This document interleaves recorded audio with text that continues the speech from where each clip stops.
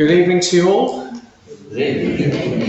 Lovely to see you, and I want to first begin, as is important, to thank you all for coming, taking time out of your busy schedules and whatever you have planned. And I'm so pleased that you've come to share this evening.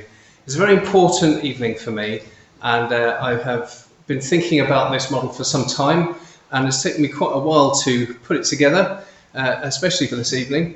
And I've got quite a bit of material for you, so I'm hoping that this will be an informal but informative time that we're going to have this evening.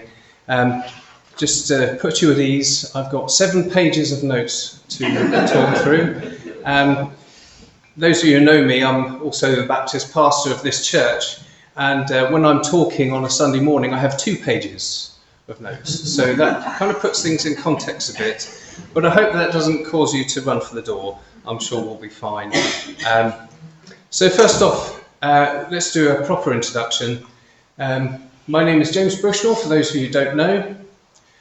I have graduated in FDSC for Integrative Counselling in 2012.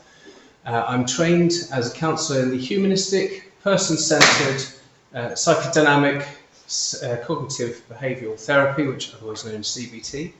They're my 3 primary therapeutic approaches. But also, since becoming qualified, I've also branched out into transactional analysis, otherwise known as TA, and also Penny Park's inner child therapy, PICT. So what does it mean to be an integrative counsellor? For those of you who aren't familiar with that term, it means that I am not beholden to any one particular model. When working with a client, I can draw from various different models as well. And I think that that tends to work quite well, because everybody comes with different things, and everybody's got different issues they want to talk about and different ways of seeing things. And rather than try to get them to squeeze through a particular therapeutic approach, it helps to have others that you can draw from, given the way that therapy can go. So I have worked in drug and alcohol rehabilitation with the Kenwood Trust for the last 2 years, but I took a break from that because previous to that I went into work with people with mental health issues in Tunbridge Wells with the Crossways community. Some of you may have heard of that. I was there as a support worker, but I was with Kenwood before that, so I'm kind of going in reverse order here. But I was with Kenwood for 7 years in my first time around, and I got to know addiction fairly well. There's always more to learn. It's a very complicated thing, but that was my area of expertise. So, but it's in counselling that I feel really particularly drawn, because it's special, intimate work, working one-to-one with people, and you really get to see progress and people coming through things which can be quite difficult for them. And the moment of catharsis is really amazing, a special moment. And that's where I feel particularly drawn to. But it's one of my hopes, possibly, it's something that we've talked about for the future of this site, is to maybe have a counselling practice here that we can then open out to the community. Because if you're a counsellor here, you'll know waiting times for therapy could be extremely long, especially if people go to their GP to ask for a therapist. It can take quite a long time before they actually get round to one, and then it can be difficult to find the right one as well. So who knows what the future holds. But yes, I am the pastor of the Baptist Church, and I want to kind of address maybe an elephant in the room here, because this is not going to be a gospel evangelistic message that I'm sharing with you. This is going to be purely on my model. Faith will come into it, because it's important to some people to have a belief structure that helps them, and faith. So I think it's a really good thing that we're able to look at different models and approaches. And what you're going to hear tonight is a model that I devised since working with the Kenwood Trust. So I like to see it as affiliated with that work. but it's not specific to addiction. So if you're thinking, well, he's talking a lot about addiction work, that's not an area that I can relate to particularly. This is not specific to that. It has a broad connections with other areas of life as well. So the areas that this model can address are relationships, self-image, faith, personal boundaries, trauma, and mental health in general. Now that might be quite a bold claim, but I'm hoping that through the course of the evening you'll get to see just how this actually works. So why am I doing this tonight? Why am I bringing this to you? Well, that's a good question. I'm glad you asked. It's because I have been working this model with people with addiction and just seeing how much it's helped them and the feedback I've got. It has been quite an eye-opener for them, and it's helped them to use what is essentially a simple model, very visual model, that helps them to see things in a way that they hadn't considered before. And I'm hoping that it will do that for you. So what this seminar is and isn't. So I've explained quite a bit about what it is in a very general, brief way, but this is not a unique model. It may be a question that you've thought of, is this unique? Is this a whole new idea? And in some ways it's not, because each model has been derived from something that's already existed. That's how therapeutic models come about. And there are times when things that are unique come out, and it's amazing to see that. But what I've got here is a variation on something which already exists in some circles of counselling, where people will use the floor plan. So I don't want to go too much into it already because I'm going to steal my own thunder. But it brings a special angle on a particular area of looking at therapy and life. So with the admin out the way, let's get on. So with this concept, I'd like to ask you to stretch your thinking and see yourself as multi-dimensional, multi-layered. What do I mean by that? That there's not, what you see is not all there is. Now you may already have that view that we are multi-layered, but this is going to be a different way of seeing how those layers work. But I think sometimes people use terms that sell themselves short, like what you see is what you get. I wear my heart on my sleeve. The moment I feel it, it's already out here. Or I'm an open book. That's what some of these terms that people use, isn't it? But the truth is we all have a public face, don't we? And we all have a private, more hidden side. So I'd like to throw open a question to you. Put your hand up if you've ever lied to make yourself look better. Okay? If you've ever lied to make yourself look better. Okay. One of my favourite speakers is Frank Turek. He's an apologist in America, and he often asks this question to the audience, to put your hand up if you've ever lied to make yourself look better, and some do, but some don't. And the response he gives is, those of you who haven't put your hand up, you're now lying to make yourself look better. So I thought I would use Frank's words rather than me accuse you of lying, because that gets me out of a hole before I've even started. So you may have heard people ask you, sometimes you see on Facebook, don't you, these feeds that come up, if you were an animal, what kind of animal would you be? What kind of car would you be? Or if you were an album of your favourite band, what album would say a lot about you? And if you've already started to think on those lines, if you've been a sucker to those feeds on Facebook, then this should fall straight in for you. You should be able to just click with that. So if you can, I'd like to ask you to see yourself in the illustration of a shop, a retail outlet. Now, when you go around in town on the high street, we're drawn to establishments that say a lot about us. We may not be thinking on those lines because most people, they just kind of on autopilot. They've got their mission in mind. They know which shops they're going to go to, and they're going to go from here to there to there. They can get what they need and they're going to go home again. Maybe that's you. Maybe you just like to wander around and see what's available.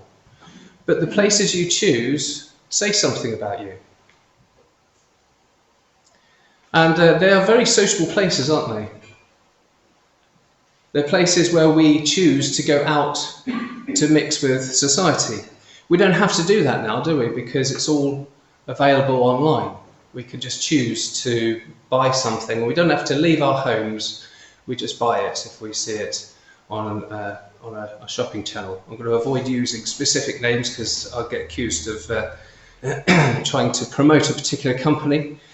But we go out because maybe we feel the need to be sociable. And when we're out, we'll come across people that we've never seen before or met before, and maybe we won't ever see or meet again. But if we see the shop as an illustration that represents us as a person, what kind of shop would you be? What would you sell? What would you have in your window that attracts people to you?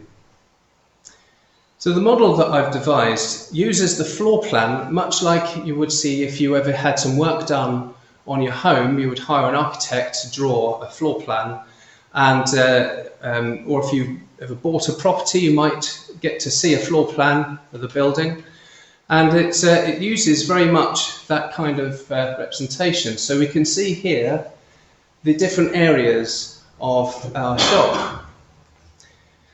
I'd like you to consider that to be you as an individual. Okay, I hope that's clear enough for you all to see. I've taken the lights out above it so it doesn't wash the colours out, or the lines. So let's look at each stage. We've got our shop front that is out on the street. This is our external. This is the things that we want to communicate externally. And we will do an assessment when we meet somebody for the first time. I'm going to elaborate more on this in a moment. But we also have our shop floor, the area that once we feel that the person we've met is someone we connect with and we've got chemistry with, we might invite them into our shop floor. And it's the place we've got everything the way we want it, everything the way that we want people to see. And the staff room is there because that's the area we want to have a more personal, intimate connection with. It could be a good friend that you want to confide in. And then at the very back, there's the storeroom. And I wonder if you've already guessed what that is going to mean. So that's kind of like the overview. And I am promising that you will get this. I'm going to take this through at a reasonable pace. So I'm not hoping to leave anyone behind with this. So let's look at the first area, the shop front. So I quite like the name of the shop front being our external, because we often use that word front, don't we, when we're talking about people. If we feel that we've met somebody and they don't seem to be entirely honest with us, maybe there's a little manipulation going on, we might say, or they put up a bit of a front.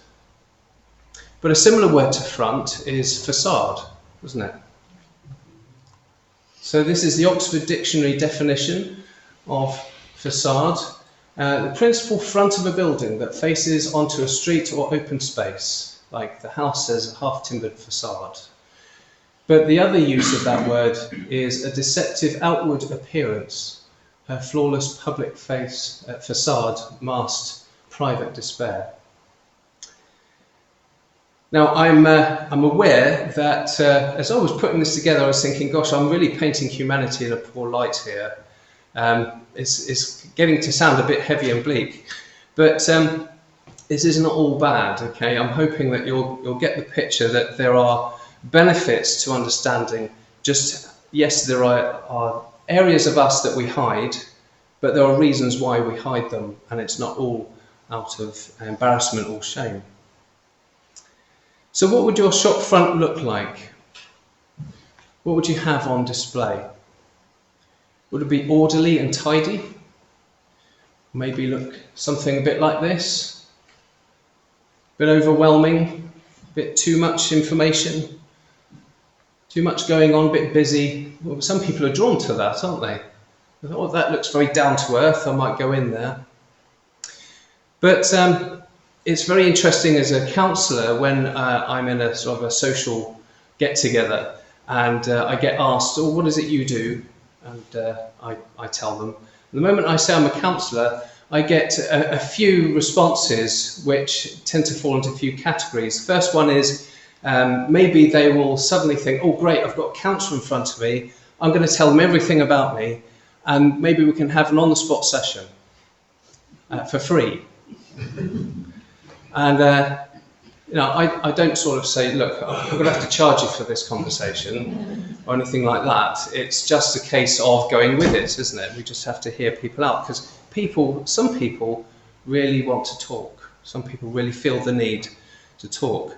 But the other reaction I can get is sheer terror comes over them, and oh my goodness, this person can see everything that's going on in my head. They're reading me like they're Sherlock Holmes. They can tell all sorts of information that I'm not giving them just by looking at the clothes I'm wearing and all the little crease marks, and they make an excuse and then they leave. And I might say to them, if they start to react like that, I say, well, I didn't get to the level of mind reading in my training, so you're going to be okay. I don't think anyone gets to have that training, thankfully. And that's going to be a point that I'm going to come to as well. But maybe our shop front is going to be a little bit chaotic, or maybe it's nice and orderly and tidy. We communicate in different ways, don't we? There's all sorts of different ways that we communicate. So fashion, what do we say about ourselves and our choice of clothes? Maybe you're the sort that just throws on whatever feels comfortable. That says about you that you want to feel comfortable. Or maybe that you want to wear something that gives an impression. A statement of authority or power. They call it power dressing, don't they? Posture. Do we stand upright or slouch? It's about the way we hold ourselves. If we're sort of crumpled over and maybe just looking up occasionally, maybe we're feeling fearful or insecure. Or if we're standing bolt upright, confident, ready to take on whatever comes, that says a lot about us too. Eye contact says a lot about us. Maybe I'm saying stuff here that just makes common sense, and you're thinking, well, it doesn't take somebody with an education to spot this. But maybe people don't spot just how much power eye contact has. Some people feel very intimidated by being looked at too directly, and they might look away. Or they might just keep talking, but they're not actually looking at you. Some people have said to me that you need to tone down the staring because it's too intense. Personal hygiene. Do I need to say anything about that? Do we look after ourselves? Do we let ourselves go? And the handshake. I was always taught if you're going for a job interview, you give a nice firm handshake because you're communicating confidence to the employer. Or do we offer them a rather limp wet fish when we're greeting them? Personal space. Now, this is something that I'm very aware of when I'm meeting with people.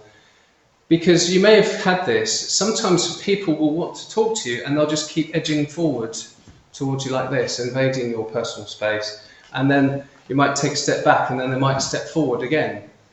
And it can be a little bit too much, can't it? So I've got a little tip for you. If that happens, rather than just take a step back, just turn to the side. You're still giving them full attention, and that might confuse them a bit. Do they come round that way, or it's just something that might sort of deal with that. And verbal communication. How much information do we give? Do we even talk about ourselves? So there is information that we give for free when we're meeting with people. It's almost like when you're out in town and people are stood up there with a table or a tray and they're giving free samples away because they want to show you something about what they're offering, and there's no financial complication to it. So I've got a question for you. In terms of percentage, some of you will instantly know this. In terms of percentage, how much of our communication is verbal? If you're a therapist, please remain silent. Who wants to have a guess? So like 20%? 20%. So I'm talking verbal, not vocal. There's a slight difference there. So the actual words that we use. So would you say 20%? Yeah, let's stick with 20%. Okay. Anyone else want to have a go? No? Just waiting with bated breath to find out. Okay. Well, Albert Mehrabian came up with this statistic of percentage. 7% of the words we use amounts to our communication. 38% is our tone of voice, our vocal, and 55% body language. He came up with this some time ago, but more research has been done into this because it's quite beholden to in therapy circles, and it has been proven the test of time. I found that surprising all those years ago when I came across this. So with this in mind, I want to take you to your shop front. Now I have a little heading that I use for this, and it's called the first encounter. When we meet someone for the first time, we conduct a subconscious and sometimes conscious risk assessment. We attempt to ascertain if the stranger we're meeting is a friend or a foe. So imagine this scenario that you're out in town, you're with a friend, and your friend notices someone that they know but you've never met before, and they call them over and say, "Oh, good to see you, come and meet my mate," and they introduce them to you, and you've never seen them before. They're an unknown commodity to you. I wonder what goes on for you in that moment. Now, I do this as a group at Kenwood, and I get some very interesting results. So the first question here is, what information would you like to communicate to this new person that you've met? Let's have some answers. This is the interactive moment of our evening. What information would you want to convey to the person that you've just met? Friendly? Friendly? Yep. Interested? Interested? Not interested. Not interested? Okay. Controversial, but honest. Thank you. Yeah, I know where I stand with you. Anything else? That you're friendly. That you're friendly to them, yes. Yeah. Understanding, like intellectual or having the ability to understand what people would want to say to you. Mm-hmm. Something. You're ready to understand. Yeah. Yeah, that's a good one. Tentative. Attentive, right, yes. Yeah. Now, the majority of these, apart from Godfrey's answer, are positive, aren't they? The answers that I tend to get are these ones. External communication: warm, friendly, interested, interesting, polite, approachable, funny, unafraid, accepting, and open-minded. I always find the unafraid thing rather interesting. If somebody wants to communicate to that person, "I'm not afraid of you," why do they feel the need to communicate that unless they're feeling under threat? The person that I raised that with, they went, "Oh, you're playing with my mind now." But it's interesting, isn't it? What about the internal things? What's going on internally for us when we meet someone for the first time? Are they going to like me? Are they going to like me? Are they going to judge me? Yeah. Will they understand me? Will they understand me? Yeah. Do they seem friendly? Yes. Yeah. Can I trust them? Can I trust them? Yes. Yeah. It's all part of our risk assessment, isn't it? Questions that we've got around them. Now, the answers that I get back when I do this as a group is this. anxious, uncertain, nervous, apprehensive, on guard, self-conscious, insecure, curious, suspicious, wanting to move on. These are the areas that we suddenly feel are rising in us when we're faced with someone that we just don't know. So what we may not know is that most of the right-hand column, I'm going to explain in a little while, that it comes from our storeroom. Okay, a lot of our insecurities come from that area of us. And we've chosen to hide those things by putting on our facade, our front. And maybe they are true for us. We are polite and approachable and funny. But there's also this other stuff that's going on, which it almost seems to contradict, doesn't it? So the shop floor, moving on.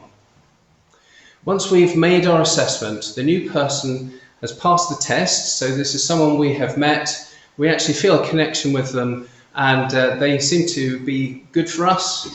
We may choose to invest in them and then invite them into our shop.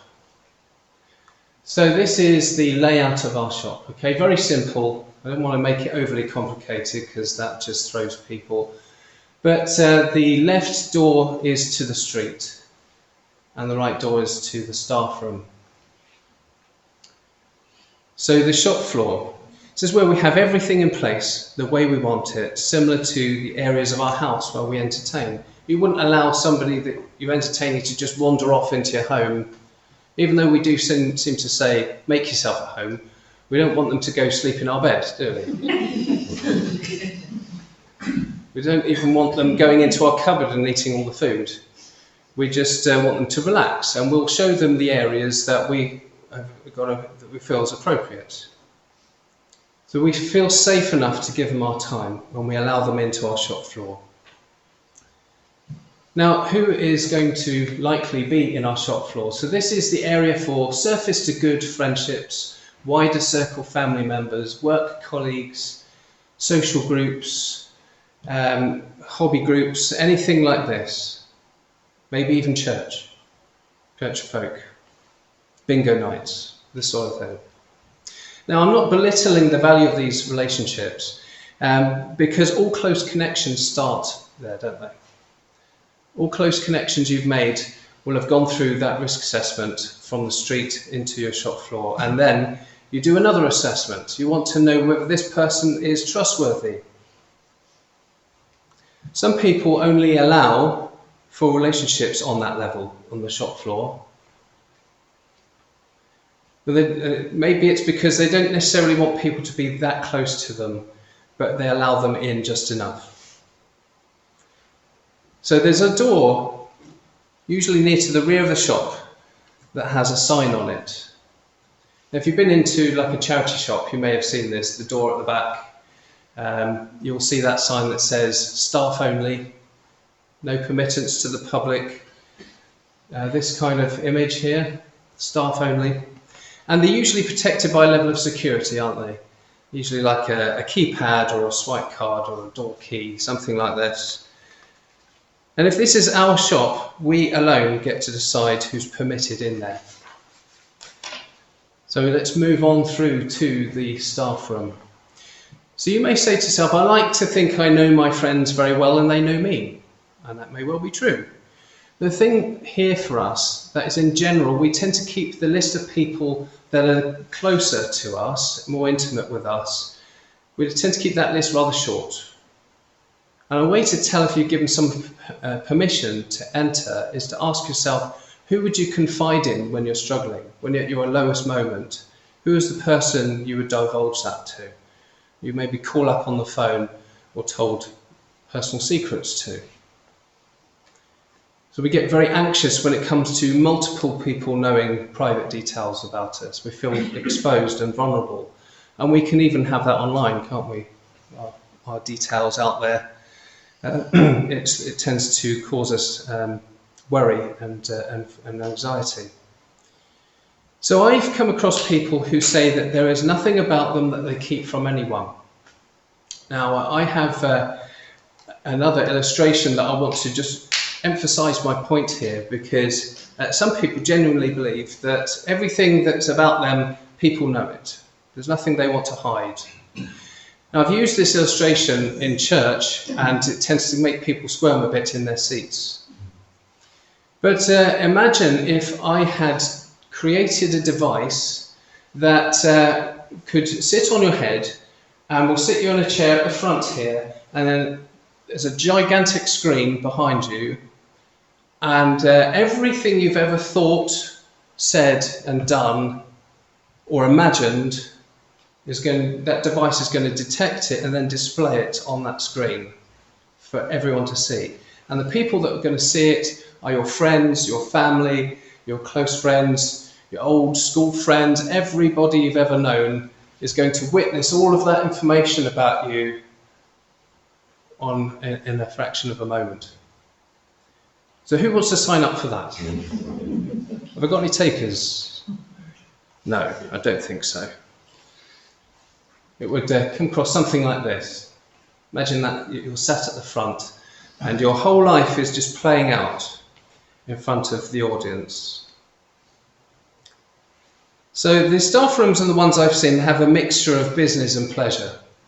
They tend to have a microwave or a kettle, a comfy chair, but also maybe a sign up that shows a bit more about the things they need to do in order for their business to run properly. And it just helps them to have a time out from the public, somewhere they go to get away from the norm, and they get to recharge a bit. And we feel safe in this room because we've been selective as to who can come in. And the list of people that we allow into us are romantic relationships, close friends, sometimes therapists, sometimes GPs, sometimes mother and father, primary caregiver. These are the ones that we have, or you may choose to allow into your staff room. So once a person deems that person they've allowed in, allowed themselves to be vulnerable with them, is no longer safe. So somebody you've allowed into your staff room suddenly betrays your trust or does something that maybe reveals a value or a behaviour that you reject. People can make one of two decisions on this. So imagine you're in the staff room with that person, something's changed in that relationship. You may choose to allow them to stay in your life, but you're never going to get that close again. You don't want them to get that close to you because they've crossed a line, they've crossed a boundary. So you might want to keep them in your shop floor because all sorts of people come there, all sorts of people that you allow into your life just enough. Or the other option is you show them the front door out back on the street. You don't want to see them again. That's it. The friendship is over. So maybe this is one of the two decisions that some people have to make. Now there is one more room that is the most challenging one for us, and that is the storeroom. Okay, so the door to the store is barred to all except us. Now remember, if this is our shop, we get to say who goes in there. We hold the keys to that door and we feel it's in our best interest to keep it shut. But unfortunately that door tends to swing open, doesn't it? Have you heard the term coming out sideways? Maybe you've gone up to somebody to ask them something and they've said, all right, I've told you about that already. And you think, hold on, where did that come from? Why did you get like that? And it may not be anything about what you've done. Maybe you just triggered them just enough for them to lose their temper a bit. It's coming out sideways. The issue isn't you, it's something else. And they are channeling their frustration towards you. And maybe you've even thought, why did I say that? I can't believe I just said that. And also it's true for those who suffer with anxiety and panic attacks as well. Because many people have reported when they suffer a panic attack, it just suddenly comes on them and they don't seem to be able to know what triggered it. They can't seem to identify what is in their environment that made them suddenly feel impending doom.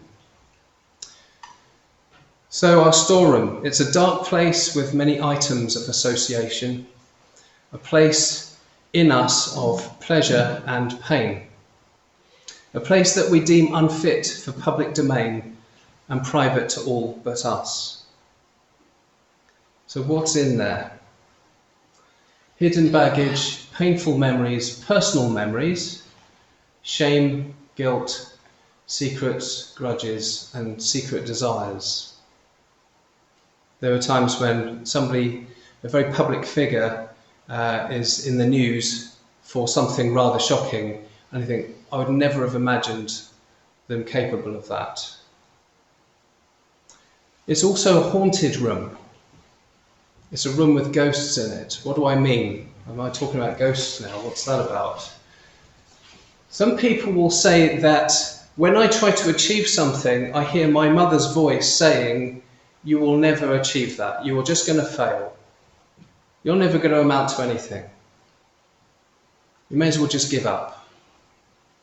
Other words like you're stupid, you're a waste of time. You're not worth the skin you're printed on.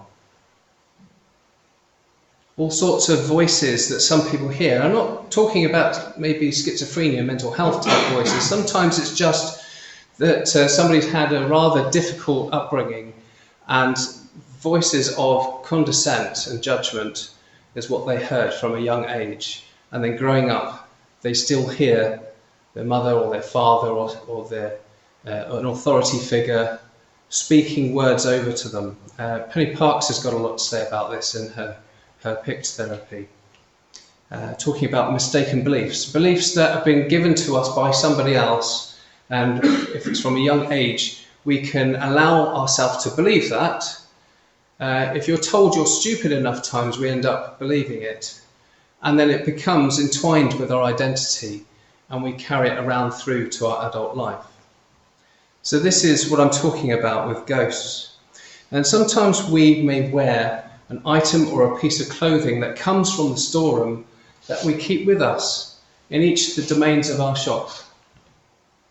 Sometimes it might be something that comes from our trauma that we wear like a badge, that we must keep it, we must hold on to it, we mustn't forget, because if we forget, we've learnt nothing. Some people believe that about themselves, with guilt and shame. And think about the person struggling with alcohol and drug dependency. There is so much in their storeroom, it's full and cluttered and dark. There's stuff in there that they won't even know about. They will have, if they're in active addiction, there'll be strange behaviours that they'll come out with, things which don't seem to make sense. There'll be inconsistencies. They may be unreliable. They may not be honest. These are all things which come from that dark place. And the storeroom calls to us. It is a reminder to us of where we've been, the past that we've lived, the places and the people we've spoken to, the mistakes we've made. Even I have moments of thinking back. I don't know why it happens, maybe I just get tired, but sometimes I think about things I've said to really good friends and I thought, that was a really awful thing to say. They didn't deserve that. What on earth was I thinking in saying that to them? It's because it comes from that dark area that I wish wasn't there. So other people also add to our storeroom. They can bring something into our shop and they'll say, I want you to have this. And it could be something really harmful to us. And we just seem to take it from them and add it to everything else that's in there. But if we're the only ones with permission to enter that room, then we can decide what we add to our collection. Now, I've just said something very controversial there. If we are choosing to add trauma to our collection, that implies that, well, we're doing it to ourselves, but we're actually hurting ourselves. So my caveat is that there are things in life that happen that disarm us and become an item of storage, even if we don't want it. Because who wants to hold on to that? Who wants to be able to surround themselves with all these things? So this is our final section, and this is how we can use this model to apply it to different areas of life. I'm going to be touching on some rather heavy areas, and I always make the point of stating this because the last thing I want to do is step into an area with great big Doc Marten boots on when it's actually a very sensitive topic. So I'm hoping that I will achieve that this evening. One of the important points of this is that we need to recognise, as I was saying, there are different areas of us that we allow, and variations that we allow people into us. And if you remember the image, each door and each wall is like a boundary. And each door is the door that we get to choose whether it opens or closes. Now, there are issues around that in certain areas of life because some people don't have boundaries. Some people just want to keep those doors wide open and invite people in. So the first area for us is partnerships. Now, I've chosen the heading partnerships because there are many people in society, and this is a culture that's the world over, that we are drawn to finding that person that we want to settle down with, and we want to get into a connection with them, which can be romantic, it can be also very, very close and intimate. But even in sharing this, it can be a very sensitive area because our society puts a lot of pressure on the idea that you must be in a relationship, you must be with somebody. And that's not the case for everybody. I personally think that single life is not as celebrated in our culture as relationships and partnerships. There are those that cannot bear the thought of being single because they had a long-term relationship, and now that that's come to an end, and what am I going to do now? I'm on my own. I must find another relationship. And for many, that has caused problems for them because that's what's called the rebound, isn't it? Getting into a relationship on the rebound. As long as I've got someone I'm close to, then I'm going to be okay. There's a Freudian urban legend that men marry their mothers and women marry their fathers. What do we think of that? Now, I think there's truth in it. I think that theory has evolved over time, so we've come to understand it differently. But there are guys that when they choose a partner to go into a partnership with, they're looking for somebody who's going to cook for them, clean for them, make their home nice for them, because when they get home from school, work, they get everything just laid out for them and they can put their feet up and I'm going to watch TV. I've done my bit. I don't have to do anything else, and I don't have to listen to all of the dramas that have gone in your day. Maybe that's a generational thing. I don't know. But I think there's some truth in it. I'm not generalising here. I'm not saying all men are like that because I know for a fact they're not. And please don't ask my wife how the dynamic works with us. I feel a bit exposed now. It's not like that, is it? No. Okay, moving on. So what am I talking about with partnerships? I've chosen the term partnerships rather than marriage or girlfriends or boyfriends, that sort of thing. I wanted a title that encompasses the nature of that relationship, and partnership seems to work quite well with it because we want to run our shop with somebody when we are looking for that kind of connection. We want to partner with somebody in managing life, don't we? We want that close connection. And if you're in a partnership in a business, then you share the load, don't you? You work together to help the business run.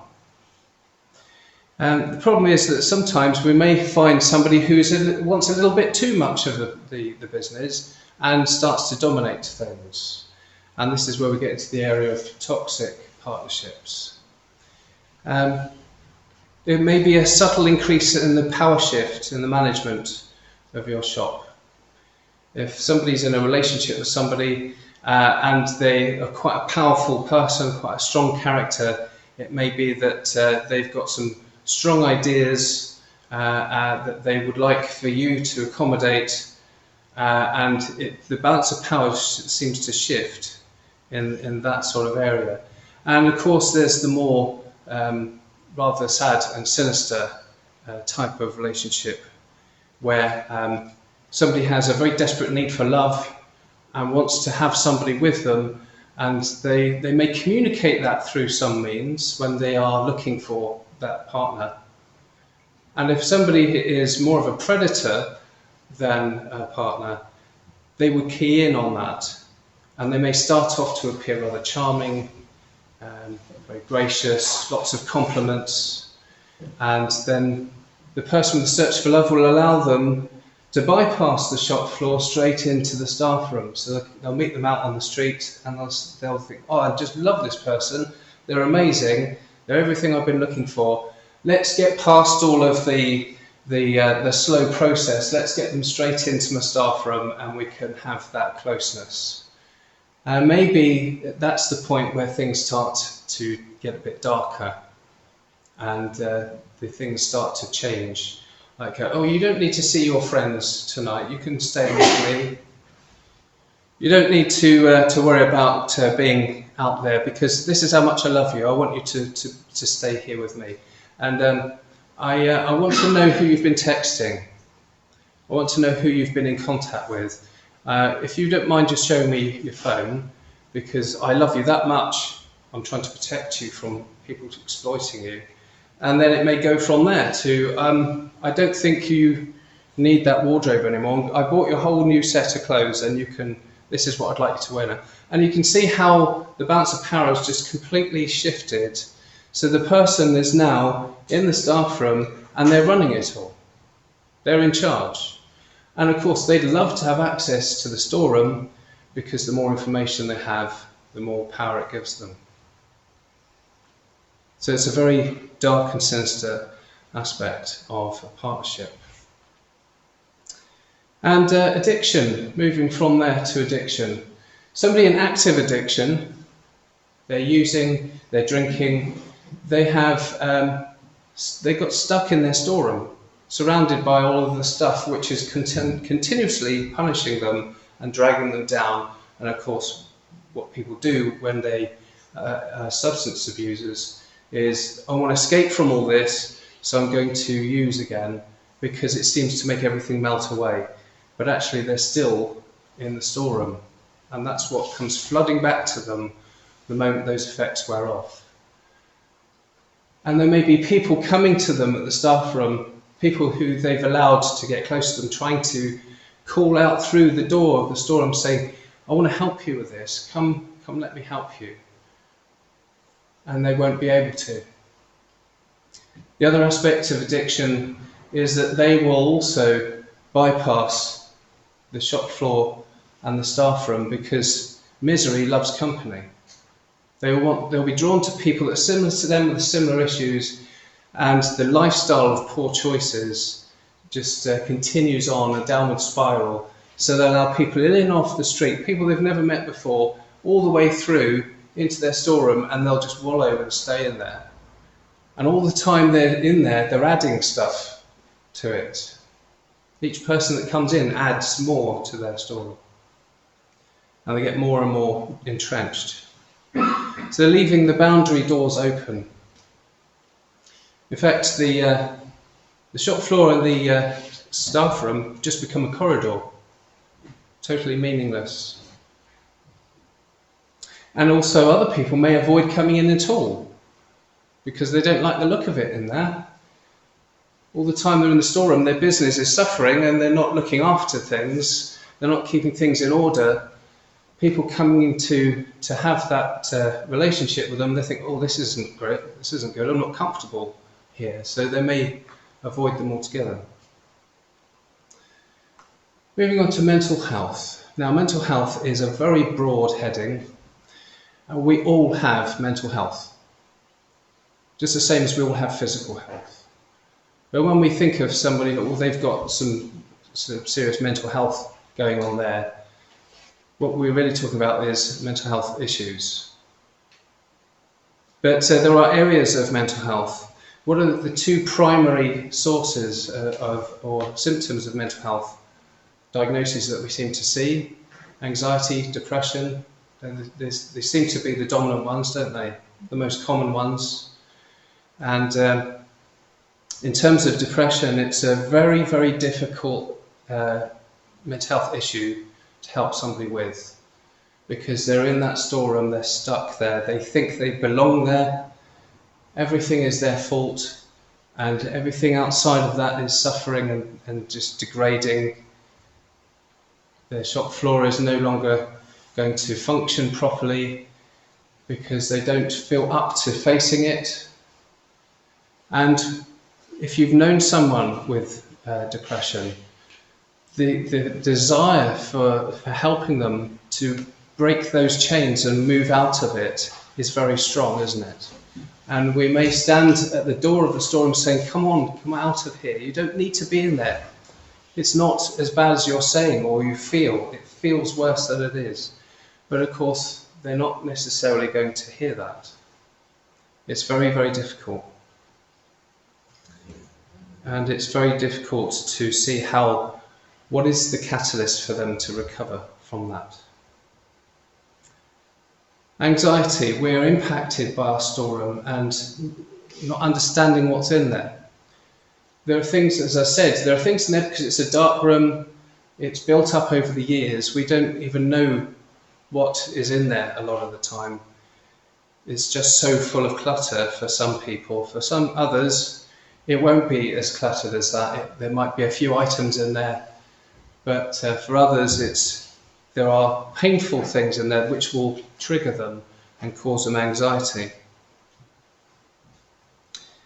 Faith and religion.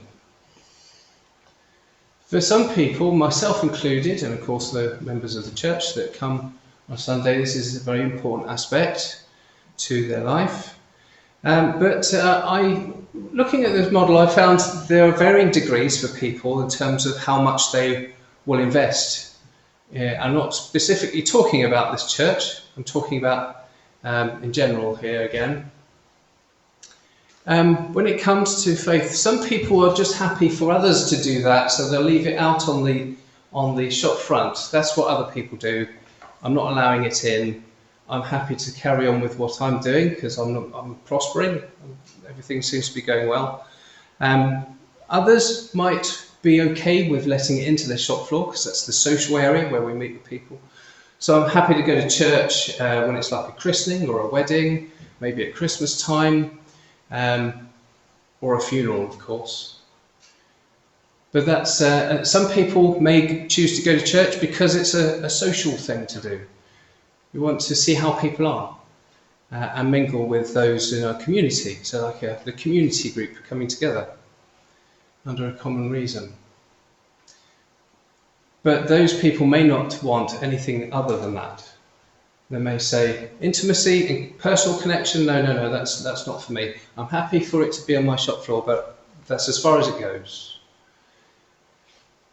And of course there are those who take it further than that they would love it to be in their staff room.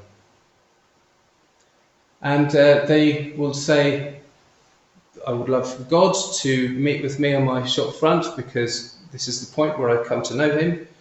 I've then come to church and I'm learning more about it, and then they may feel after they've done their risk assessment that they would like more of God in their life and allow that personal connection, that intimacy, where they begin talking and praying to God. But they still may not want God in their storeroom. No, I'm not going there. I've got stuff in there which I'm quite happy to be in there. I'm quite happy to keep doing this stuff, but I don't want God to go in there because that's my area. God can have this much of me, but not everything else. And if you, my Christian view, of course, for those with us with a Christian faith, what God is saying is, I would like to know all of you. And I already know what's in that storeroom, and I want to help you to work with me in cleaning it out and sorting it out because it's harming you and it's not going to allow you to develop and grow. My last area, seeking help and counselling. Now, I was speaking to a lady who has had the need for counselling, and she confided in me and said that, I don't mind you sharing this. But she had 3 experiences of counselling. The first one was a counsellor who kept asking her, how much money have you got? If we're going to work together, I need to know what's in your bank account, and I need to know how much your husband gets as well, how much does he earn, and I need these details for us to proceed. She felt very uncomfortable with that. What's money got to? I mean, yes, you have to pay for your therapy, but I'm not going to give that much away. That's like the counsellor walking straight through to your storeroom and saying, look, I want this private information before we can proceed. The second counsellor that she had, she said, was a kindly older gentleman, very well-meaning, very easy to talk to. But the problem is, and she put it down to his age, he wasn't able to remember what she'd said, so he kept asking the same questions. And she had to say, I'm sorry, but I have already said that. And that was very difficult for her as well. And the third counsellor she had, she said that it seemed to start well, and I started talking about my things and my issues, but he kept interrupting me to tell me about his stuff. Saying things like, well, it sounds like you're in pain. I know what pain's like, and this happened to me, and this is a really bad thing, and I don't know what you must think of me saying this, and so it was like making it about him.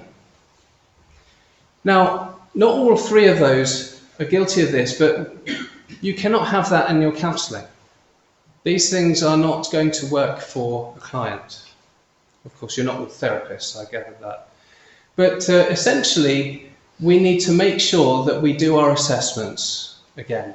We meet with our counsellor at the beginning on our shop front. We feel able to proceed, so we allow them into the shop floor. This is where we start to warm up a bit. We start to feel a bit more relaxed and comfortable. And if we think this person is someone I can work with and trust, we'll invite them into our staff room. But the counsellor has no right to force their way into the storeroom. That is entirely your choice. What a good counsellor should do is ask you, once you've developed that relationship, because the relationship is the therapy, is to sit with you in the staff room and then give you the opportunity to go into your storeroom and take an item of your choosing and then bring it in to the staff room for you both to look at, and to look at it from a different perspective. And then it may be you get to decide, actually, I no longer want to keep this, I want to throw it away. Or maybe it has to return to the storeroom because there's more to look at.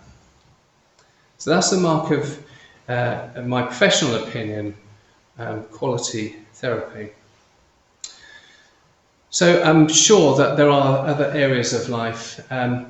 When I was doing this on the other day with a group, a new group of people looking at this always bring new ideas to the table. And one suggested that they had realised that they had shoplifters, people coming in from the street and stealing something from them, and seemingly disarming them first, say, I can come into your shop floor, I'm a nice person, but then actually taking something that belonged to them, and then just walking out again.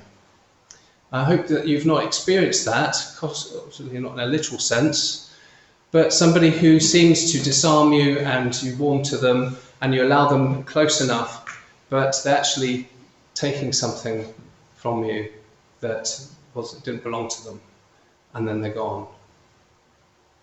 There are other areas as well, and the more I think about this, the more I can draw from it. Just like the shutters you see on fronts of shops. When the hour closing comes, they'll roll those shutters down.